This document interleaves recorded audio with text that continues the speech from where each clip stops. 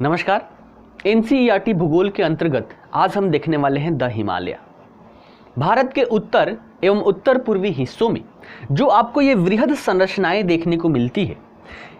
वृहद संरचनाएं इसलिए बोल रहा हूं क्योंकि इसमें जो ऊंचाई है, ऊंचाई के दृष्टिकोण से देखें तो भारत ही नहीं वरन पूरे विश्व में सबसे ऊंचे ऊंचे जो चोटी है वो भी आपको हिमालय के अंतर्गत देखने को मिलते हैं। तो आखिर ये वृहद संरचनाओं का निर्माण कैसे हुआ, इसकी चर्चा करेंगे। साथ ही साथ हिमालय को कितने भागों में विभाजित करके हम पढ़ते हैं, कौन कौन से भाग की क्या विशेषताएं हैं, कहां पर कौन से दर्रे हैं, है ना, दर्रे क्या होते हैं और हिमालय की विशेषताएं क्या है और साथ ही साथ इसके लाभ क्या है, इसका महत्व क्या है, इन सब की चर्चा हम आज की इस कक्षा में करने वाले हैं। ये कक्षा करने के पश्चात आप केवल प्रारंभिक परीक्षा ही नहीं अपितु मुख्य परीक्षा से संबंधित उत्तर को भी लिखने में सक्षम हो पाएंगे। तो चलिए प्रारंभ करते हैं और सबसे पहले हम ये समझने का प्रयास करते हैं कि आखिर ये वृहद संरचना जो है आपको दिखाई दे रही है, इसका निर्माण कैसे हुआ। तो निर्माण की बात अगर हम करें तो आपको सबसे पहले फिजिकल ज्योग्राफी पर चलना पड़ेगा और पहली कक्षा में ही मैंने बोला था कि जो भी हम फीचर पढ़ेंगे उससे संबंधित जो फिजिकल फीचर है उसकी भी चर्चा हम करते हुए चलेंगे। अर्थात हम यहां पर पढ़ने वाले सबसे पहले प्लेट टेक्टोनिक थ्योरी, प्लेट विवर्तनिकी थ्योरी, और उसी के आधार पर हम देखेंगे कि आखिर इस हिमालय का निर्माण कैसे हुआ। तो चलिए प्रारंभ करते हैं। सबसे पहले हम बात करते हैं प्लेट टेक्टोनिक थ्योरी की, जो 1967 ईस्वी में प्रोफेसर डब्ल्यू.जे. मॉर्गन के द्वारा दिया गया, जिसे प्लेट टेक्टोनिक थ्योरी के नाम से कहा गया।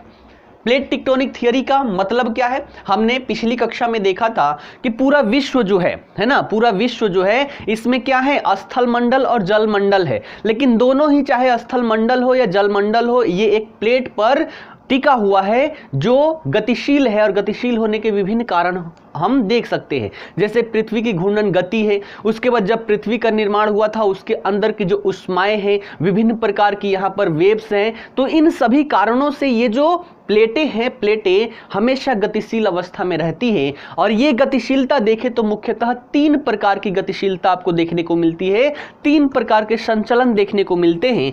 एक एक की चर्चा हम यहाँ पर करते हैं। सबसे पहला है कंस्ट्रक्टिव प्लेट बाउंड्रीज, जिसे हिंदी में हम बोलते हैं रचनात्मक प्लेट सीमा। अर्थात ऐसे जब सीमाएं आपस में, है ना, आपस में ये मिलती है तो क्या होता है, यहां से रचना होता है। देखा जाए तो ये रचनात्मक लिखा हुआ है लेकिन ये आपस में मिलती नहीं है। 2 प्लेटें एक दूसरे के अपोजिट डायरेक्शन में जाती हुई आपको दिखाई पड़ेगी। सबको हम यहां पर समझेंगे, है ना, सबको। तो यहां पर हम बात कर रहे हैं किस चीज का, संचलन का। तो संचलन कैसे हो सकता है, आप खुद माइंड लगाइए। एक क्या होगा, 2 प्लेटें एक दूसरे से दूर जाएगी, ठीक है। दूसरा क्या होगा, 2 प्लेटें एक दूसरे के तरफ आएगी, है ना। और तीसरा क्या होगा, दोनों एक दूसरे के समानांतर गति करेगी, ठीक है। तो 3 प्रकार के यहां पर हम देख सकते हैं प्लेट सीमा। अर्थात पहला क्या हमारा, कंस्ट्रक्टिव प्लेट बाउंड्रीज, अर्थात रचनात्मक प्लेट सीमा, अर्थात वैसी प्लेटों की सीमा जो एक दूसरे से दूर जा रही हो और दूर जाने के परिणाम स्वरूप इसके बीच में क्या होता है, कुछ कंस्ट्रक्टिव होता है, रचनात्मक क्रियाएं होती है, कुछ रचना होता है। इसे हम बोलते हैं कंस्ट्रक्टिव प्लेट बाउंड्रीज। आगे पिक्चर के माध्यम से भी तीनों को हम समझेंगे। दूसरा क्या है, कन्वर्जेंट प्लेट बाउंड्रीज, अर्थात विनाशी प्लेट सीमा। अर्थात हम इसमें देख सकते हैं कि जब 2 प्लेटें एक दूसरे की तरफ आती है तो क्या होता है, टक्कर होता है। टक्कर होने के परिणाम स्वरूप कई सारे रिजल्ट यहां पर हो सकते हैं, जैसे कि दोनों आपस में टकरा के एक वलन यहां पर पड़ जाए, या फिर यहां पर एक नीचे चली जाए दूसरी ऊपर चढ़ जाए। तो ऐसे परिणाम स्वरूप क्या होगा कि इसके जो किनारे हैं, किनारे क्या होगा, किनारों पर कुछ ना कुछ विनाश होगा, इसलिए इसे विनाशी प्लेट सीमा कहा गया। और तीसरा है कंजर्वेटिव प्लेट बाउंड्रीज, अर्थात संरक्षी प्लेट सीमा। अर्थात 2 प्लेटें एक दूसरे के समानांतर में गति करती है, इसे रगड़ते रहती है, तो इससे कुछ भी नहीं होता, ना ही ह्रास होता है और ना ही यहां पर संरक्षण होता है, निर्माण होता है। इसलिए इसे हम बोलते हैं संरक्षी प्लेट सीमा, है ना। तो कहां पर क्या क्या विशेषताएं हैं, इन सब की चर्चा हम करते हुए चलते हैं, ठीक।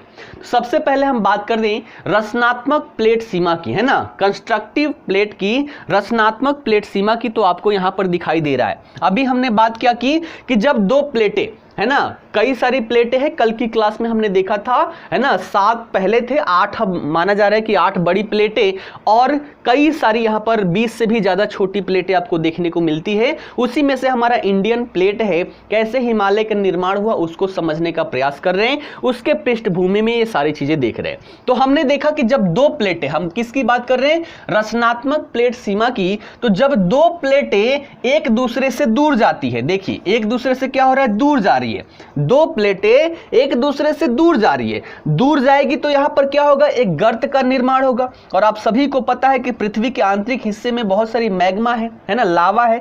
तो जब यहां पर गर्त का निर्माण होगा, एक पाइप नुमा संरचना बनेगी, तो यहां से क्या होगा, मैग्मा बाहर आने लगेगा और बाहर आकर क्या होगा, इकट्ठा होने लगेगा। अर्थात क्या हो रहा है, ये एक रचना हो रहा है, इसलिए इसको हम क्या बोलते हैं, रचनात्मक प्लेट सीमा।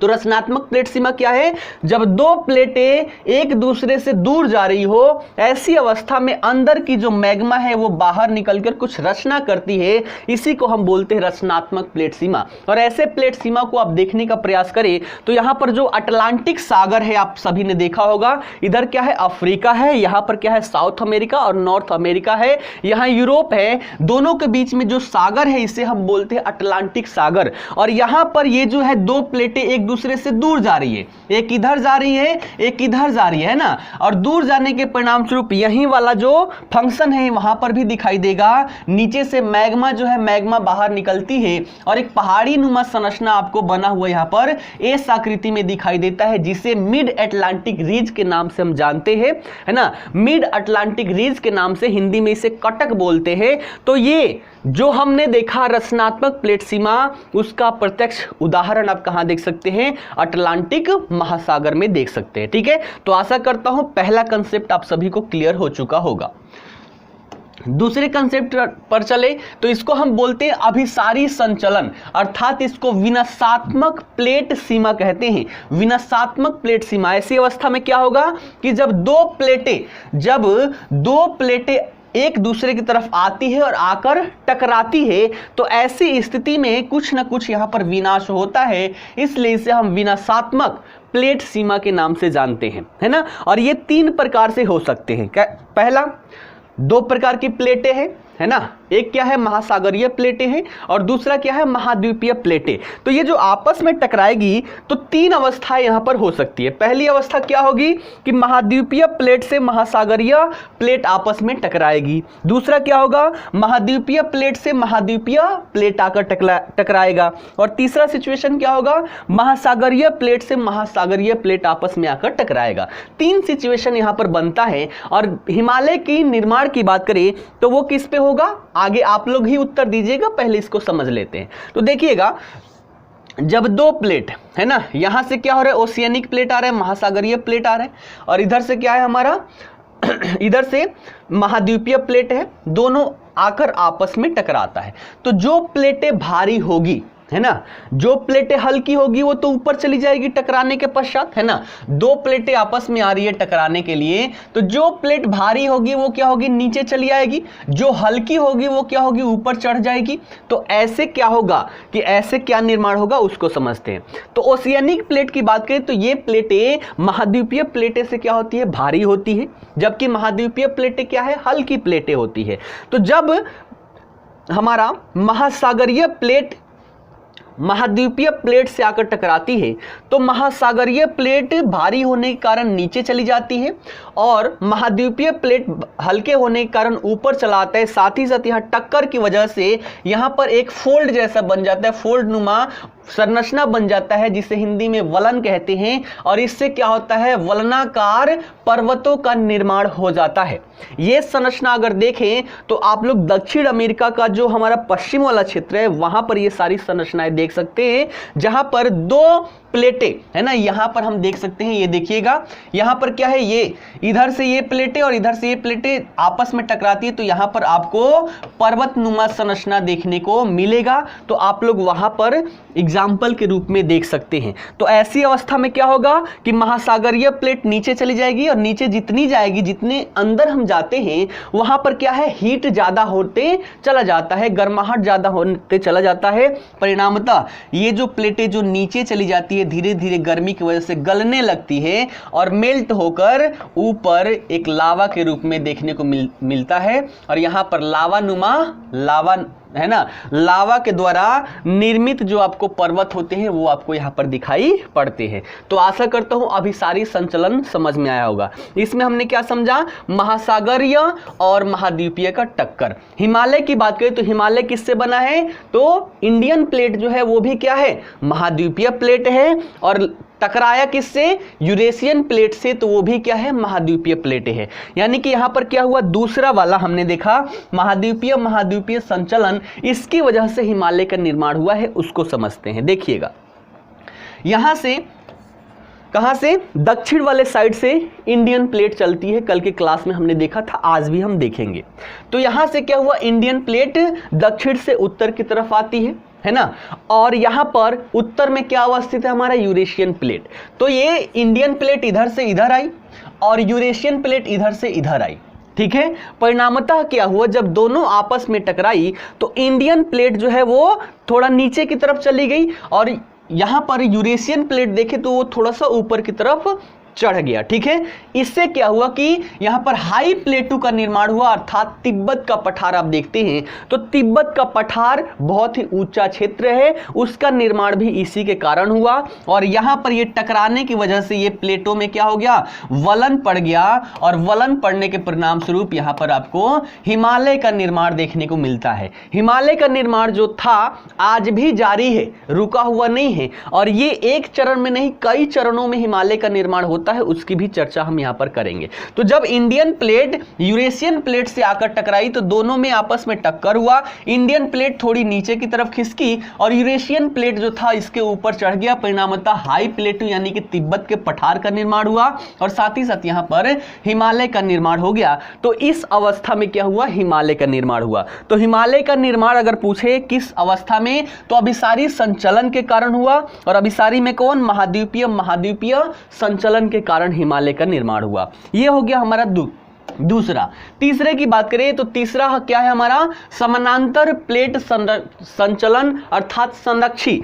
यहां पर दो प्लेटें आपको दिखाई दे रही है, एक प्लेट इस साइड और एक प्लेट इस साइड, अर्थात दोनों क्या है, समानांतर गति कर रही है, यानी कि एक दूसरे को क्या कर रही है, रगड़ रही है। तो इससे ना विनाश होगा और ना ही कुछ निर्माण होगा, जो है वो संरक्षित रहेगा। लेकिन इससे क्या होगा कि जब बार बार ये रगड़ पड़ेगा तो नीचे क्या होगा, कुछ हलचल होगा, जिसके परिणाम स्वरूप ऊपर आपको भूकंपीय तरंगे देखने को मिलती है। तो ऐसी अवस्था में इन क्षेत्रों में जहां पर जो प्लेटें हैं जो समानांतर रूप में गति कर रहे हैं, ऐसी जगहों पर आपको लगातार भूकंप देखने को मिलता है। इसे भूकंपीय क्षेत्र के रूप में जानते हैं। तो समानांतर प्लेट संचलन 3 हमने समझ लिया, ठीक है। यह हमारा बेसिक बात थी, हिमालय को समझने के लिए हमने यहां पर देखा। चलिए अब सीधे बात करते हैं हिमालय पर। तो कल की क्लास में हमने देखा पृथ्वी का जब निर्माण हुआ तो उसके पश्चात यहां पर महाद्वीप और महासागर का निर्माण हुआ। एक बड़े से महाद्वीप का निर्माण हुआ जिसे पेंजिया कहा गया, और उसके चारों तरफ जो महासागर फैला हुआ था उसे पैंथालासा कहा गया। पैंथालासा का ही एक छोटा सा भाग था जिसे टेथिस सागर के नाम से जानते हैं।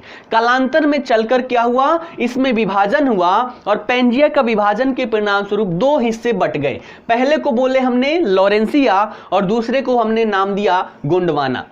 यहां पर आपको दिखाई दे रहा है ये क्या है, विषुवत वृत्त है, विषुवत रेखा है। विषुवत रेखा के उत्तर वाले भाग में जो भी है उसे लॉरेंसिया कहे, और दक्षिण वाले भाग को हमने क्या नाम दिया, गोंडवाना।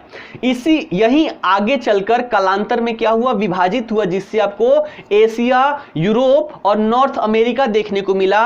जबकि गोंडवाना लैंड से देखे तो आपको ये साउथ अमेरिका वाला हिस्सा है, ये अफ्रीका वाला हिस्सा है, यहां पर आपको ऑस्ट्रेलिया, ये इंडिया, ये सारी प्लेटें आपको दिखाई देगी। धीरे धीरे कालांतर में क्या हुआ, इनमें संचलन हुआ। तो ये जो हमारा इंडियन ऑस्ट्रेलियन प्लेट था, इसमें से ऑस्ट्रेलिया जो था वो कहां, आपको इधर पूर्व है ना, पूर्व वाले क्षेत्र में क्या हुआ, इसका गमन प्रारंभ हुआ। जबकि इंडिया का जो हमारा प्लेट है वो उत्तर की तरफ गमन करना प्रारंभ करता है और एक समय आता है कि ये इक्वेटर यानी कि विषुवत वृत्त को भी पार कर जाता है और विषुवत वृत्त को पार करने के बाद यूरेशियन प्लेट से जाकर टकराता है। तो यहां पर आपको दिखाई दे रही है क्या है, यूरेशियन प्लेट, और ये क्या है, इंडियन प्लेट। धीरे धीरे ये क्या हुआ, देखिए यहां पर इक्वेटर को पार करता है और इक्वेटर को पार करके यूरेशियन प्लेट में जाकर ये धक्का मारता है ना, टक्कर मारता है और इसी टक्कर के परिणाम स्वरूप इंडियन प्लेट क्या है, ये भी हमारा है महाद्वीपीय प्लेट और यूरेशियन प्लेट भी क्या है, महाद्वीपीय प्लेट है। तो दोनों में जब टक्कर हुआ तो यहां पर एक ऊंची संरचना बन गई जिसे तिब्बत का पठार कहते हैं। साथ ही साथ यहां पर वलन पड़ गया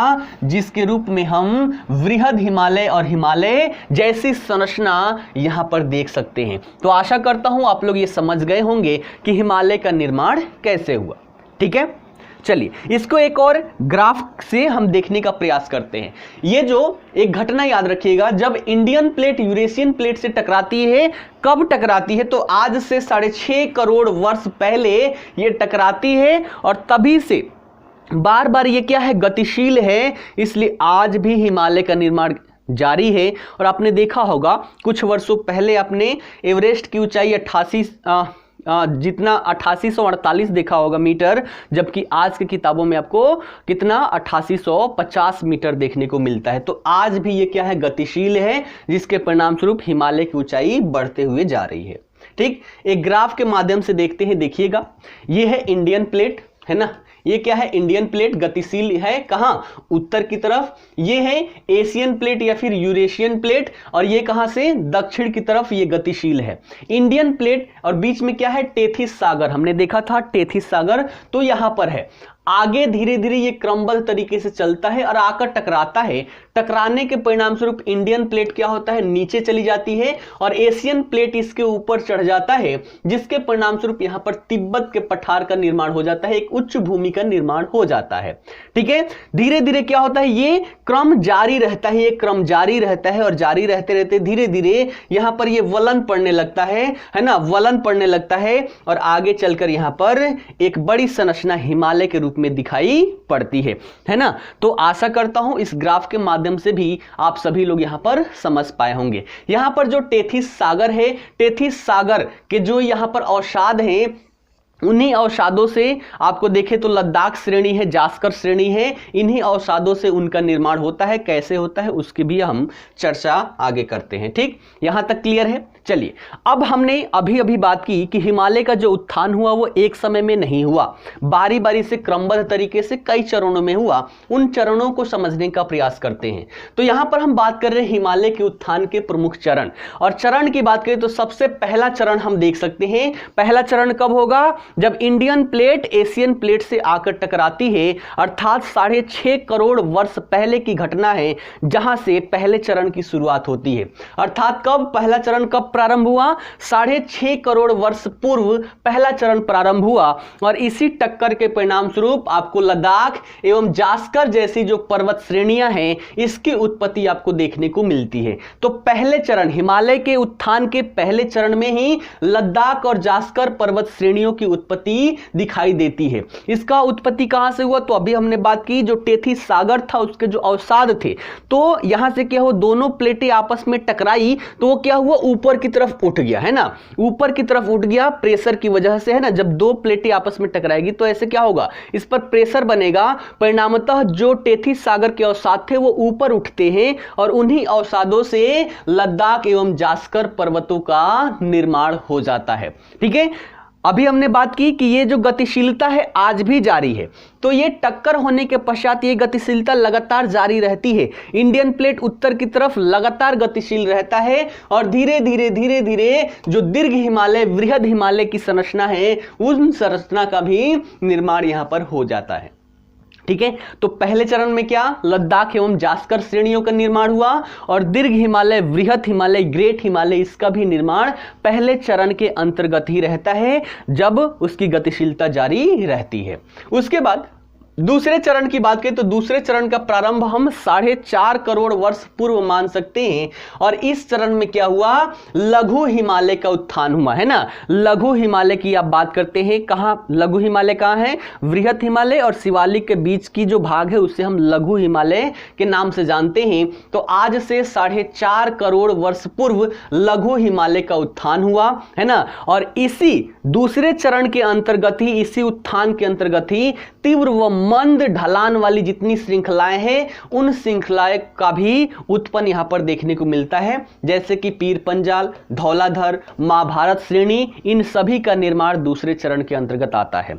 याद रखिएगा, एक प्रश्न बार बार पूछा जाता है कि जो दीर्घ हिमालय है ना, दीर्घ हिमालय है और लघु हिमालय है, इसको कौन सा फॉल्ट जो है ना, कौन सा थ्रस्ट है, कौन सा भ्रंश है जो इसे अलग करता है। तो याद रखिएगा, मेन सेंट्रल थ्रस्ट जो है, मेन सेंट्रल भ्रंश जो है, ये दीर्घ हिमालय को लघु हिमालय से अलग करता है ना। अर्थात यहां पर क्या है, ये क्या हो गया हमारा दीर्घ हिमालय, इसके बाद लघु हिमालय, फिर क्या है शिवालिक है, और ऊपर जाए तो ट्रांस हिमालय है। तो दीर्घ हिमालय और लघु हिमालय को अलग करने वाली जो रेखा है ना, भ्रंश है, थ्रस्ट है, उसे मेन सेंट्रल थ्रस्ट के नाम से जानते हैं। ठीक, चलिए दूसरे चरण में ही आगे बढ़े तो पर्वतों से घिरे हुए बेसिनों का निर्माण भी इसी चरण में हुआ। जैसे कि बहुत सारे घाटी आप देखते हैं, जैसे कि कश्मीर घाटी, करोल बेसिन, दून वैली, नेपाल की जो काठमांडू घाटी है ना। तो इन सभी का निर्माण भी दूसरे चरण के अंतर्गत ही हुआ, जब यहां पर लघु हिमालय का उत्थान हुआ।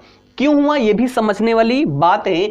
अब यहां पर क्या है, एक हिमालय हो गया, क्या हो गया हमारा वृहद हिमालय, उसके बगल में क्या हो गया लघु हिमालय। तो बीच में क्या हुआ, इनसे है ना, जो इसकी हाइट है, हाइट से बहुत ही निम्न स्तर पर क्या होगा, बहुत सारी बेसिन का निर्माण हुआ। तो जब तक इसका निर्माण नहीं होगा बेसिन तो होगा नहीं। दो बड़े बड़े ऊंचाइयों के बीच का जो स्थान होता है उसे बेसिन कह लेते हैं। तो ऐसे ही जब यहां पर लघु हिमालय का निर्माण हुआ, परिणाम तब बहुत सारे बेसिन का निर्माण हुआ, जिसके अंतर्गत हम क्या देख सकते हैं, कश्मीर घाटी, दून घाटी, नेपाल की जो काठमांडू घाटी है, ये सारे। ठीक है, उसके बाद आगे चलकर क्या हुआ, आगे चलकर शिवालिक एवं बाह्य हिमालय, शिवालिक को ही बाह्य हिमालय कहते हैं। तो आगे चलकर यहां पर शिवालिक का भी निर्माण हुआ।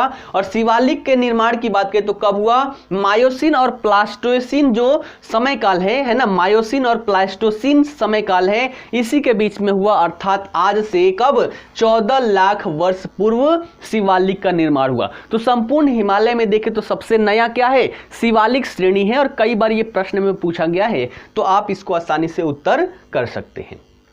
ठीक है, यहां तक क्लियर है। चलिए आगे बढ़ते हैं।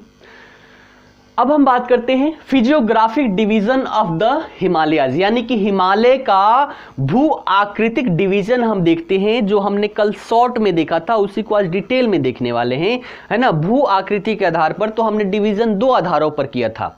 एक क्या हो गया, अक्षांशीय आधार पर, अर्थात उत्तर से दक्षिण की तरफ, और दूसरा हमने देखा था देशांतरीय आधार पर, अर्थात पश्चिम से पूर्व की तरफ। तो उन सबको हम डिटेलिंग में देखेंगे और किसकी क्या विशेषता है उसकी भी हम चर्चा करेंगे। ठीक, कई बार इसको क्रमबद्ध तरीके से लगाने के लिए कह देता है, तो बिना समझे हम इसको क्रमबद्ध तरीके से नहीं लगा सकते। ठीक, तो चलिए एक एक चीज को हम समझते हैं, है ना।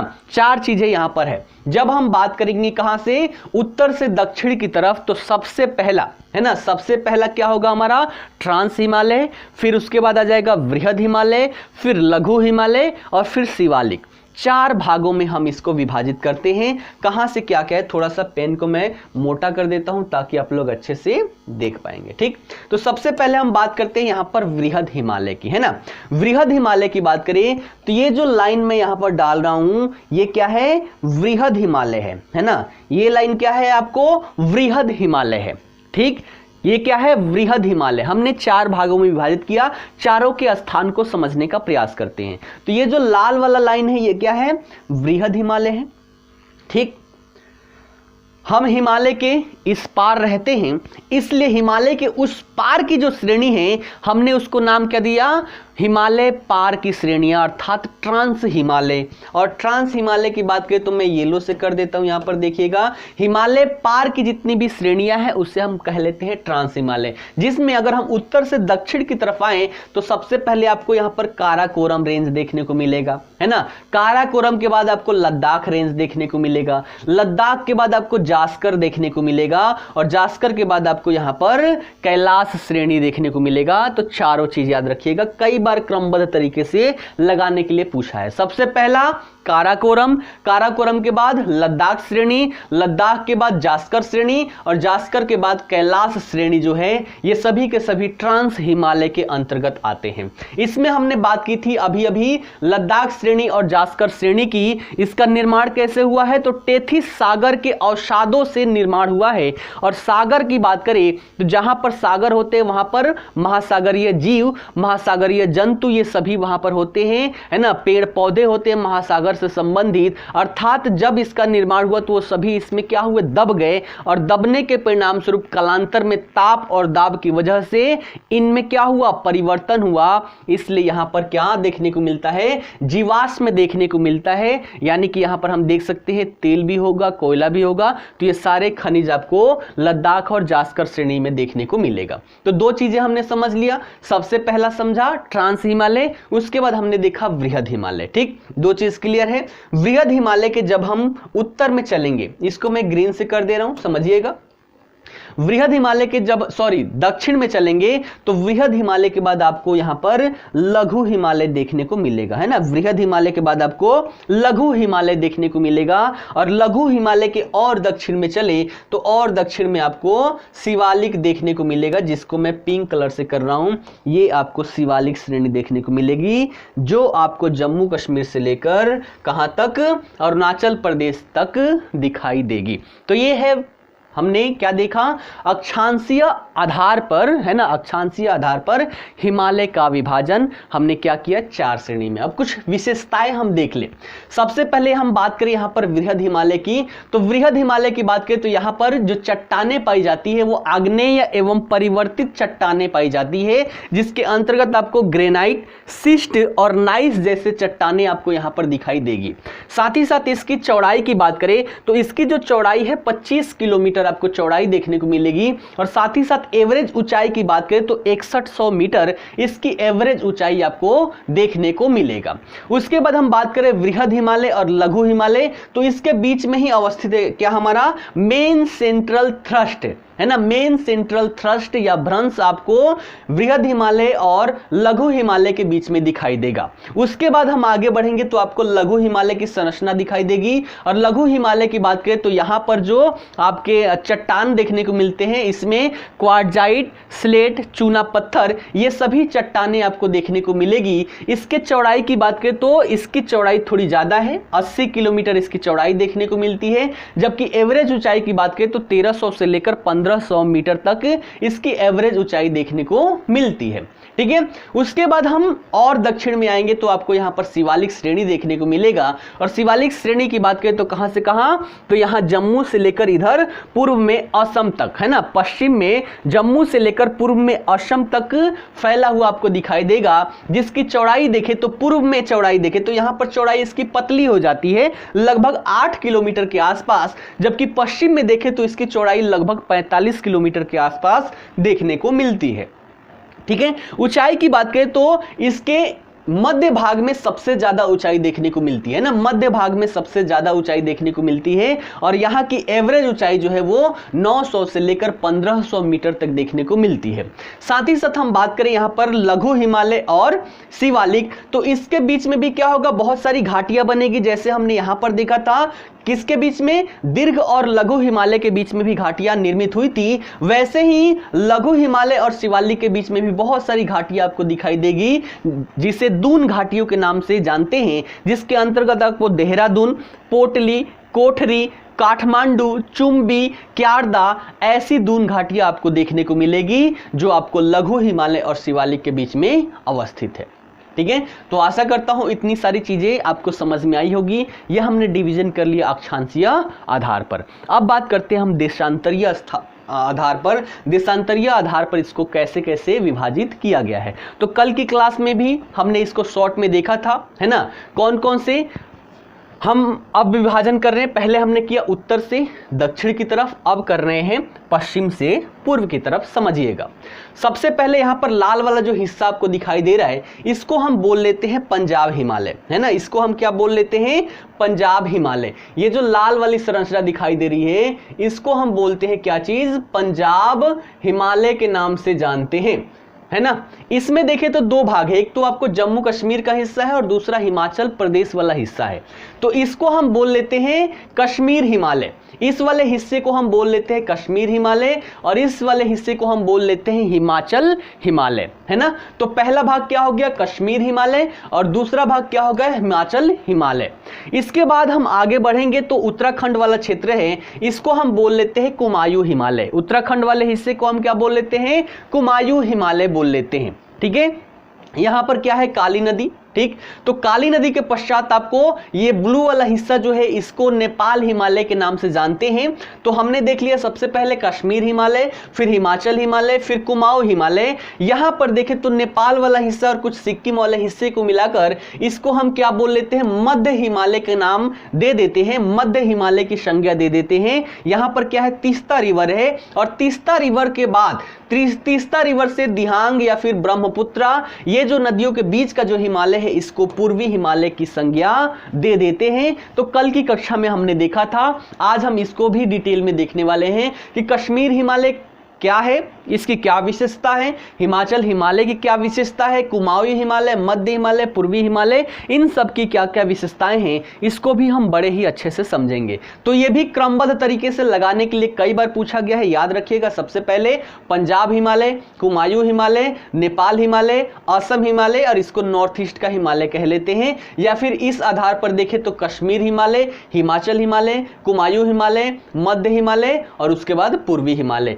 तो ये बात याद रखिएगा, कई बार यहां से प्रश्न पूछे जा चुके हैं, ठीक। चलिए आगे बढ़ते हैं। सबसे पहले बात करते हैं कश्मीर हिमालय की, है ना। कश्मीर हिमालय की सबसे पहले बात करते हैं।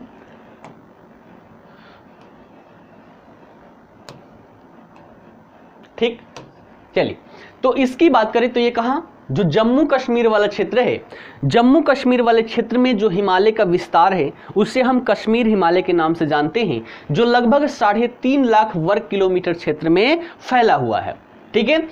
इसी का भाग है हमारा लद्दाख प्रदेश वाला क्षेत्र, है ना। लद्दाख वाला जो हिस्सा है वो क्या है, शीत मरुस्थल, है ना।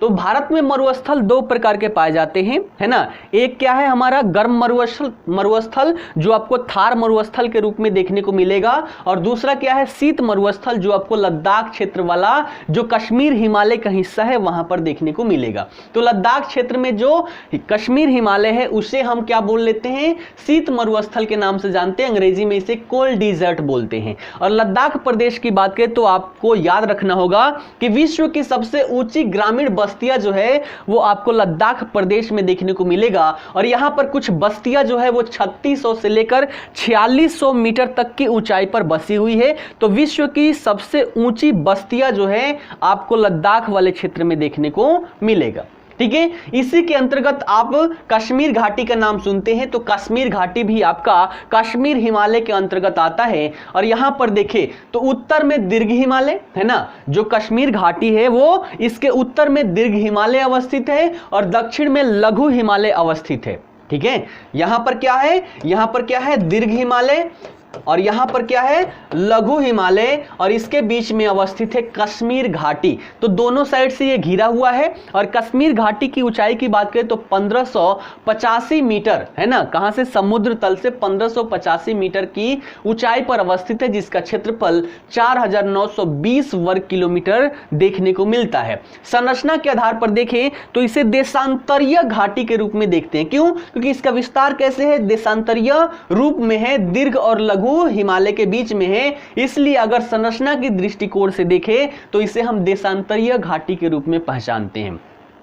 कश्मीर घाटी की विशेषता क्या है? तो यहां पर आप सभी ने देखा होगा करेवा मिट्टी पाई जाती है। करेवा मिट्टी क्या है? तो ऐसी मिट्टी जहां पर बालू है ना, रेत है ना, उसके बाद चिकनी मिट्टी इन सभी का मिश्रण पाया जाता है, इसी को हम बोलते हैं करेवा मिट्टी। और ये जो मिट्टी होती है ये कुछ विशेष प्रकार के फसलों को, पौधों को उत्पादित करने में महत्वपूर्ण भूमिका अदा करती है। जैसे कि केसर हो गया है ना, तो इन क्षेत्रों में केसर का उत्पादन होता है, बादाम का उत्पादन होता है, अखरोट का उत्पादन होता है, खुबानी का उत्पादन होता है, सेब का उत्पादन होता है। तो ये जो करेवा मिट्टी है, करेवा मिट्टी किस प्रकार की कृषि के लिए? तो केसर, बादाम, अखरोट, खुबानी और सेब इस प्रकार की कृषि कार्य हेतु विशेष भूमिका अदा करती है। उत्पादकता इनके लिए बहुत ही उच्च होता है। ठीक है। साथ ही साथ कश्मीर घाटी कई बार प्रमुख दर्रों से है ना, दर्रों से भी प्रश्न पूछ लेते हैं।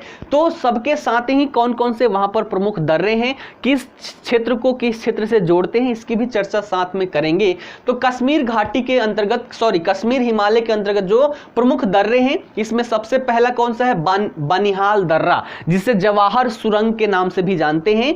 पहले यहां पर क्या था कि इस दर्रे से 12 मास जो आवागमन था वो अवरुद्ध रहता था, 12 मास नहीं हो पाता था, है ना।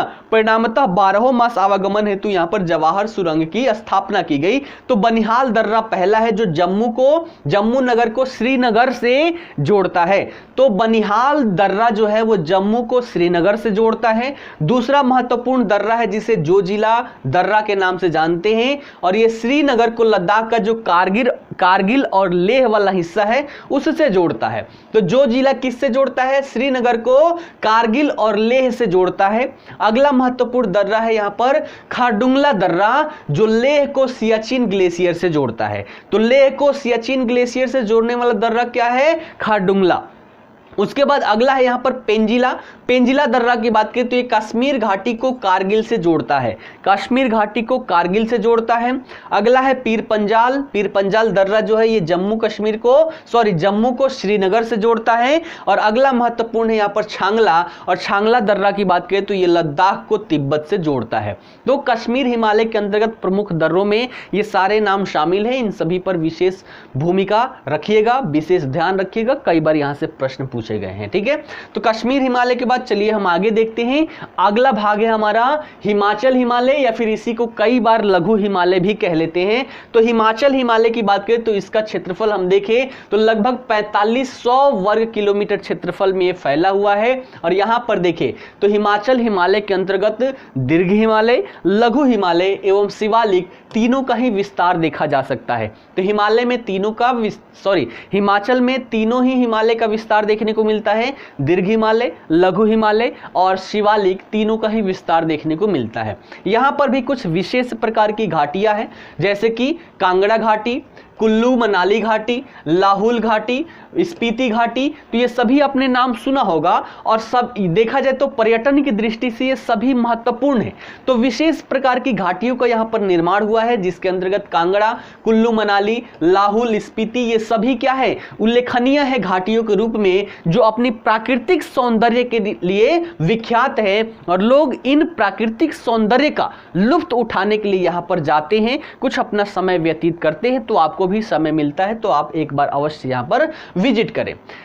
इन घाटियों की बात करें तो यहां पर जो घाटियां पाई जाती है ये प्राकृतिक सौंदर्य के अलावे फूल उद्यान के लिए भी बहुत ही प्रसिद्ध है। यहाँ पर विशेष प्रकार के फूलों का उद्यान लगाया गया है। साथ ही साथ यहाँ पर प्रमुख पर्यटन केंद्र के रूप में हम देखें तो शिमला, डलहौजी, धर्मशाला, चंबा, कुल्लू मनाली, स्पीति, लाहुल, तो ये सभी जो क्षेत्र है यहाँ के प्रमुख पर्यटन स्थल है, जहाँ पर लोग अपने समय को व्यतीत करने के लिए, कुछ खुशहाली जीवन व्यतीत करने के लिए, है ना, यहां पर विजिट करते हैं। साथ ही साथ दर्रों की बात हमने पहले भी की थी, तो यहां पर भी हिमालय के दर्रों की अगर बात करें तो इसमें कुछ प्रमुख दर्रों की बात करें। सबसे पहला है रोहतांग, जो कुल्लू घाटी को लाहौल और स्पीति घाटी से जोड़ता है। तो रोहतांग दर्रा जो है ये कुल्लू घाटी को लाहौल घाटी और स्पीति घाटी से जोड़ता है। अगला महत्वपूर्ण है यहां पर बारालाचा ला, और बारालाचा ला की बात करें तो ये हिमाचल प्रदेश को लद्दाख से जोड़ता है। और जबकि अगला हम देखें अगला महत्वपूर्ण है सिपकीला, और सिपकीला की भी बात करें तो हिमाचल प्रदेश को तिब्बत से जोड़ता है। तो ये प्रमुख दर्रे हैं जो आपको हिमाचल हिमालय के अंतर्गत याद रखने हैं।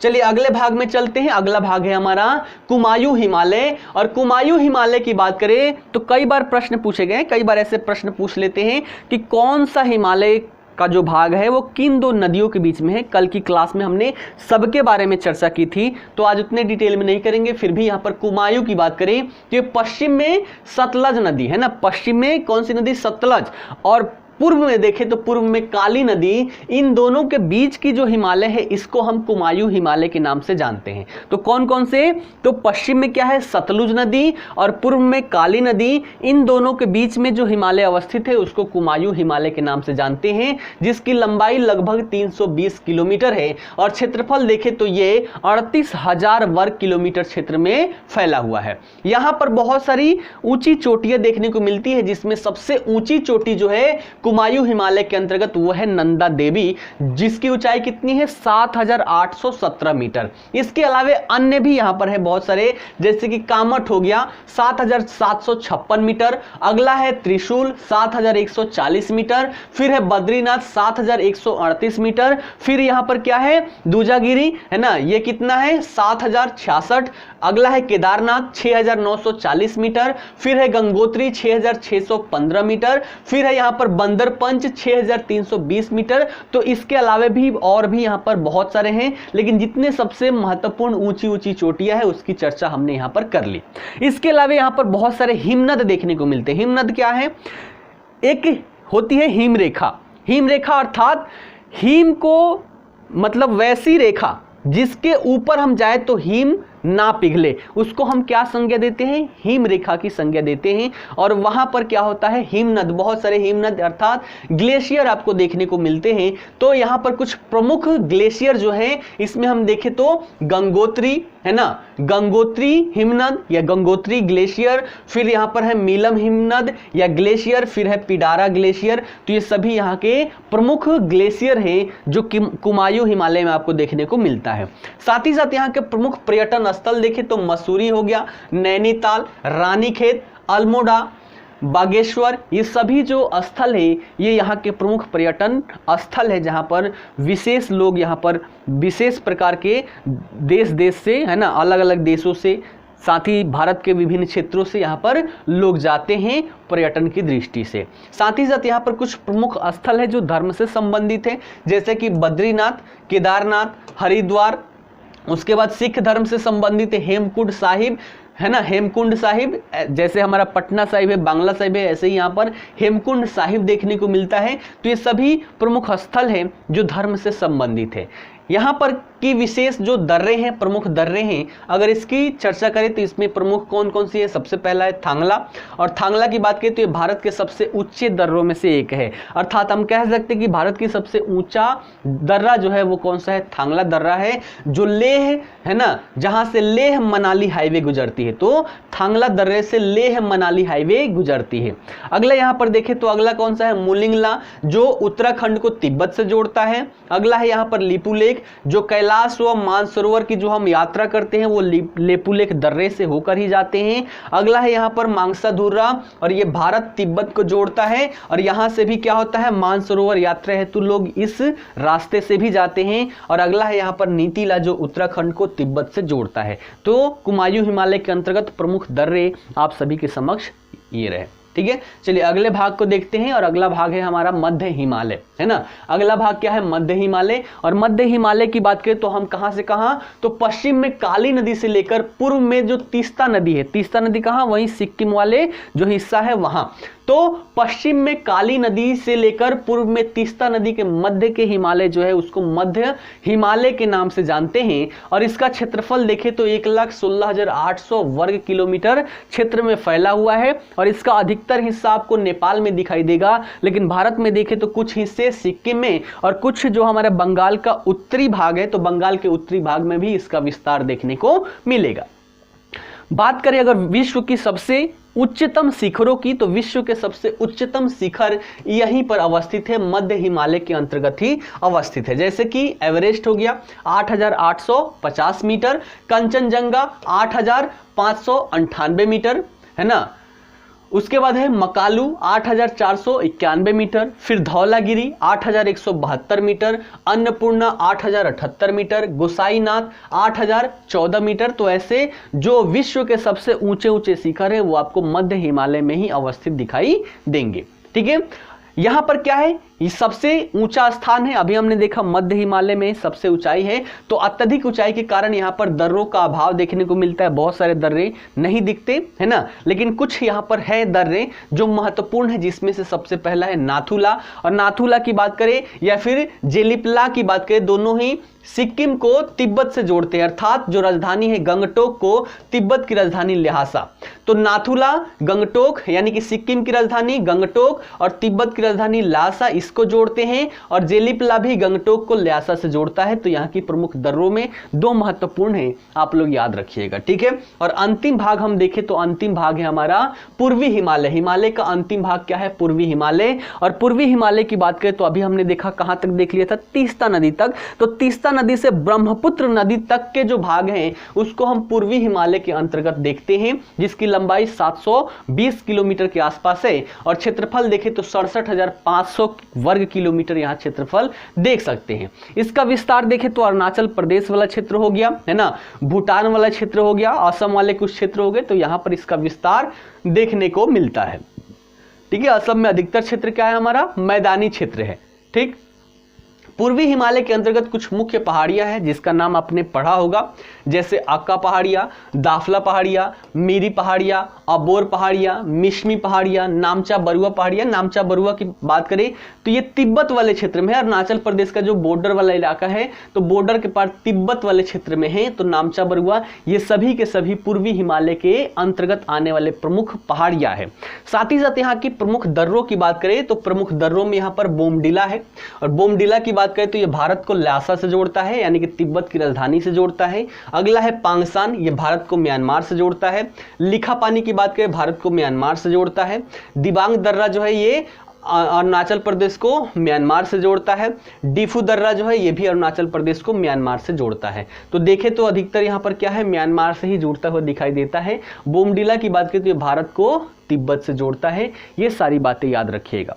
तो हमने ये विभाजन कैसे देखा, देशांतरीय विभाजन देख लिया, इससे पहले हमने अक्षांशीय विभाजन देखा था। चलिए दो चार बातें और इससे महत्वपूर्ण है इसकी बात कर लेते हैं। एक शब्द आपने सुना होगा हिमनद, और दूसरा शब्द है हिमरेखा, अर्थात glacier and snow line. Snow line का मतलब हो गया हिमरेखा और ग्लेशियर का मतलब हो गया हिमनद। तो सबसे पहले हम बात करें हिमरेखा क्या है, तो पर्वतों पर अस्थायी हिम की जो निचली रेखा होती है ना, पर्वतों पर अस्थायी हिम की निचली रेखा, अर्थात उसके ऊपर हम देखें तो क्या है, हिम क्या है, अस्थायी रूप में रहेगा, वो गलेगा नहीं है ना, पूर्णतः समाप्त नहीं होगा। तो ऐसी रेखा को हम नाम देते हैं हिम रेखा। और हिम रेखा की बात करें तो इस पर प्रभाव क्या क्या पड़ता है, किस किस चीज का पड़ता है, ये भी यूपीएससी में स्टेटमेंट के रूप में पूछा जा चुका है। तो हिम रेखा पर अक्षांश का प्रभाव पड़ता है, उच्चावच का प्रभाव पड़ता है, वर्षा की मात्रा का प्रभाव पड़ता है, और आर्द्रता का भी प्रभाव पड़ता है। इसलिए अलग अलग क्षेत्रों में अलग अलग हिम रेखा आपको दिखाई देगी।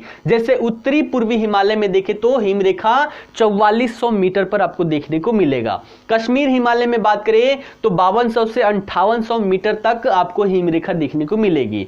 कुमायूं हिमालय की बात करें तो 51 से लेकर 5500 मीटर तक आपको हिम रेखा दिखाई देगी। जबकि काराकोरम श्रेणी की बात करें तो 5500 मीटर से अधिक ऊंचाई पर आपको हिम रेखा दिखाई देगी। तो आशा करता हूं हिम रेखा समझ में आ गया होगा। अब कुछ हम यहाँ पर हिमनदों की बात कर लेते हैं, ग्लेशियर की बात कर लेते हैं, जो भारत के इंपॉर्टेंट ग्लेशियर है।